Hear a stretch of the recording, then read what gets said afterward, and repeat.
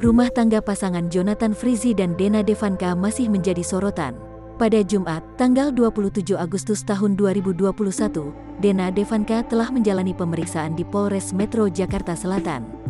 Dena Devanka diperiksa terkait laporannya atas dugaan kekerasan dalam rumah tangga, KDRT, yang dilakukan Jonathan Frizzy. Tak hanya itu, disampaikan kuasa hukum Dena, Ibnu Ali Tindri, jika kliennya sudah memasukkan gugatan cerai terhadap Ijong, sapaan akrab Jonathan, ke Pengadilan Agama Jakarta Selatan. Hal itu diketahui dalam video yang diunggah di kanal YouTube KH Infotainment, Jumat tanggal 27 Agustus tahun 2021. Lantas sebenarnya bagaimana hubungan rumah tangga pasangan yang menikah pada tanggal 27 Mei tahun 2012 itu? Kepada awak media, Dena Devanka pun menjawabnya. Ibu tiga anak ini menjelaskan hubungannya dengan sang suami masih baik-baik saja. Bahkan, Dena mengaku masih tinggal serumah dengan Jonathan Frizzy.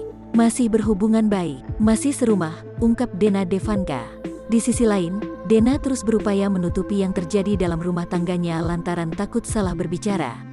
Ia hanya meminta agar publik dapat menyimpulkan sendiri kondisi rumah tangganya saat ini. Aku takut salah ngomong, jadi nanti aku ngomong apa pasti jadi salah, kata Dena. Nanti teman-teman tahu sendiri bagaimana. Aku pikir sekarang telah menggugat, mungkin teman-teman bisa menyimpulkan sendiri, paparnya.